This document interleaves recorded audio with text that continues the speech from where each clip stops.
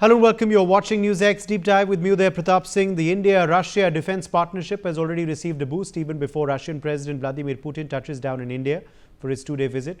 Russia's lower house of parliament, Duma, has ratified an important military pact with India today, December 3rd, a day before Putin's scheduled trip to New Delhi.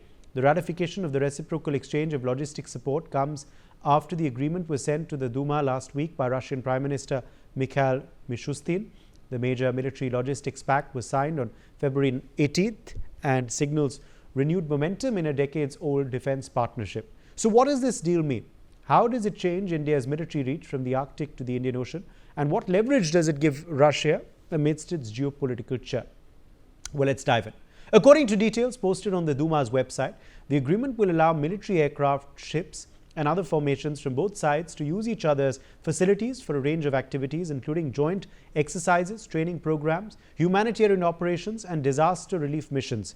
The ratification of the document will facilitate mutual use of the two countries' airspace and port calls by Russian and Indian warships. All of this will be done on a cashless or reimbursable basis. According to the Observer Research Foundation, such agreements save enormous time and streamline procedures for military assistance. It creates a structured administrative framework letting Russian and Indian ships as well as aircraft will be able to operate in each other's territories and be able to get fuel, oil, spare parts and maintenance support easily and without delays. Defense experts say the Indian Navy stands to gain the most from the agreement. Access to Russian facilities enhances India's operational turnaround. For India, RELOS unlocks three major strategic corridors. This includes Arctic access, as Russia controls the largest Arctic coastline. However, with RELOS, Indian naval or research vessels can now replenish at Russian Arctic bases, use Russia's northern fleet facilities, and explore new energy and mineral routes. Secondly, from Vladivostok to Kamchatka, India gains logistical touchpoints deep into the Pacific Ocean, a region otherwise dominated by the US and China. This strengthens India's presence in the Western Pacific, a sea of Okhotsk, and the Far Eastern maritime routes. It also means faster military deployment for India. Indian ships sailing to exercises like Indra or to evacuations, fisheries, protection of Hadar missions can now take fuel and water repair engines and dock overnight as well at Russian facilities without diplomatic delays. This means more reach, speed as well as flexibility. For Russia, the benefits are equally significant. The agreement means that the country gets entry into the Indian Ocean network, with Russia now being able to use Indian naval facilities from Mumbai, Karwar, Kochi and the Andaman and Nicobar Command. This gives Moscow warm water access and a stronger presence in one of the world's busiest maritime highways. Amid sanctions and geopolitical isolation, RELOS also gives Russia a stable, friendly logistics partner outside the Western ecosystem. Additionally, India is Russia's largest defense partner, and now RELOS tightens operational linkages, especially for joint exercises, submarine support, aviation spares, and OEM-level repairs.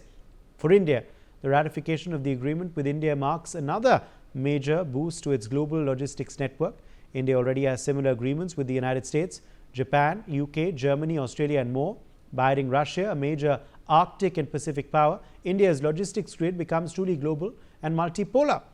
Vyacheslav Volodin, Speaker of the State Duma, spoke of the agreement at the plenary session of the House, stating, "Our relations with India are strategic and comprehensive, and we value them. We understand that today's ratification of the agreement is another step towards reciprocity and, of course, the development of our relations."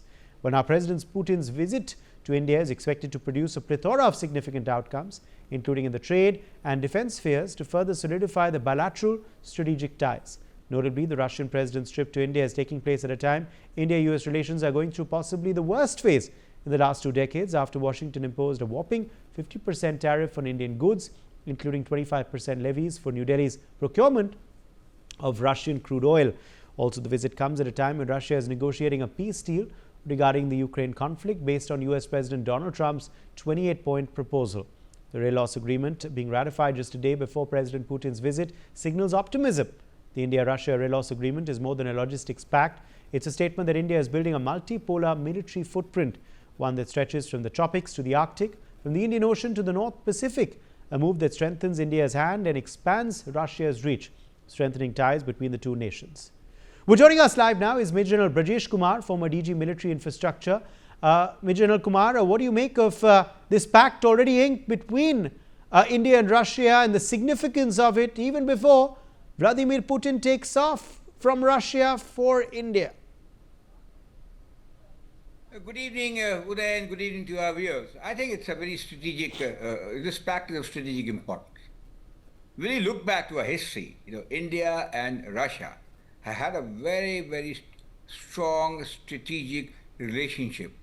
My mind gets back to 1971, the war with Bangladesh. I had just a youngster, newly commissioned officer in the Indian Army then, and we heard of the American fleet coming in, the Russian coming to our rescue. And just before that, Madame Gandhi, the Prime Minister, had a huge security bandobast or a pact with them.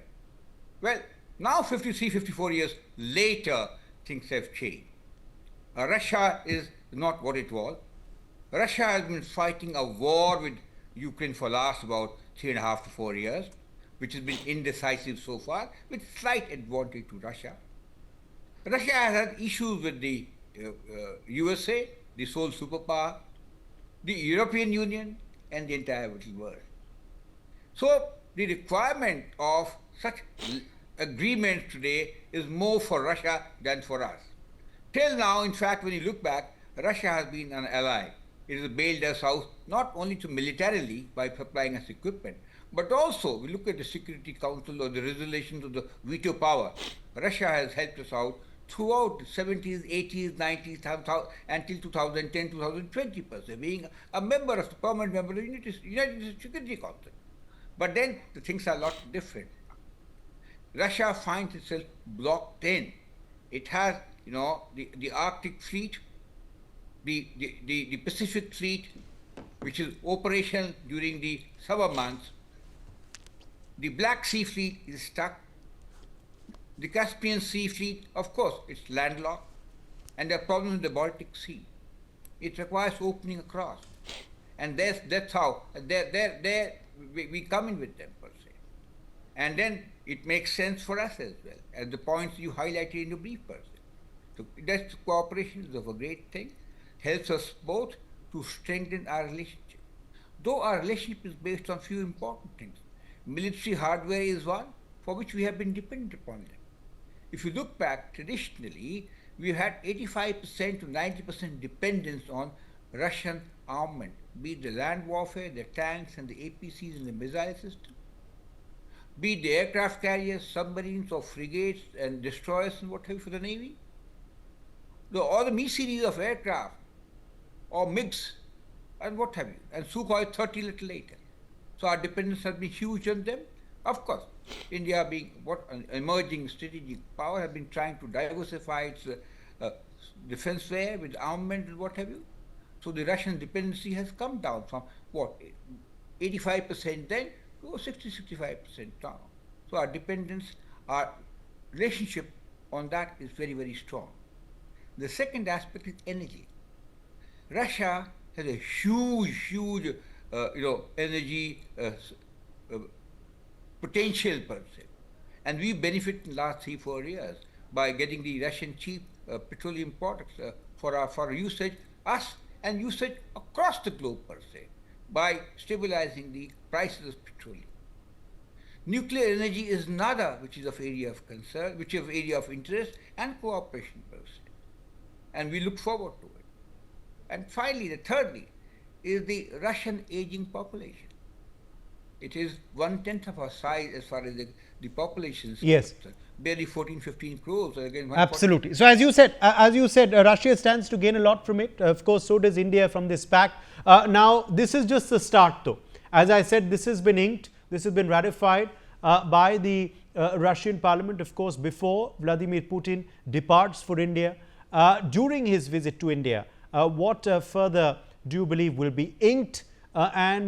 Maritime bonds, of course, already being strengthened. But what else, will be strengthened through his visit and physical meeting as well with PM Modi? You see, relationship of a strategic nature have a long-term period of time of influence and affecting each other. But looking back in the shorter term, which people are more interested in, with the S-400 missile system of the Russians, have served us very well, in the recent skirmish with Pakistan per se. So we're looking towards S-500 missiles, the next set of series, next in the series per se, and of course the balance of supply, balance of contract to be implemented. The other aspect is looking at Sukhoi aircraft, the 5th generation stealth aircraft. We are in the reckoning, and the Russians are very keen to sell the Sukhois to us. So these are our two things of immediate concern as far as military aspect is concerned. And of course, the third one, the other additional thing is the trade. Our trade traditionally has not been very, very high. But the last 3-4 years, courtesy of petroleum product import by our petroleum companies, so it increased to $60-65 billion an annum, with the balance of payment heavily in favor of the Russians per se. So we need to probably strengthen that, streamline that. Our export being 5 billion and import being 60 billion. So there's a kind of imbalance there. And as I see, the manpower thing is a big, big boost to us. We are the largest population in the productive age of 15 to 40. In fact, we are 1/6 of the population in the world, but we look at the global population of this particular productive age, we would be probably 1/4 or 1/5%. So Russia tends to probably gain, and we gain additionally. So it's a perfect fit with regards to this aspect of manpower is concerned as well. Okay. Major General Brajesh Kumar, thank you very much for joining us with your perspective on this segment.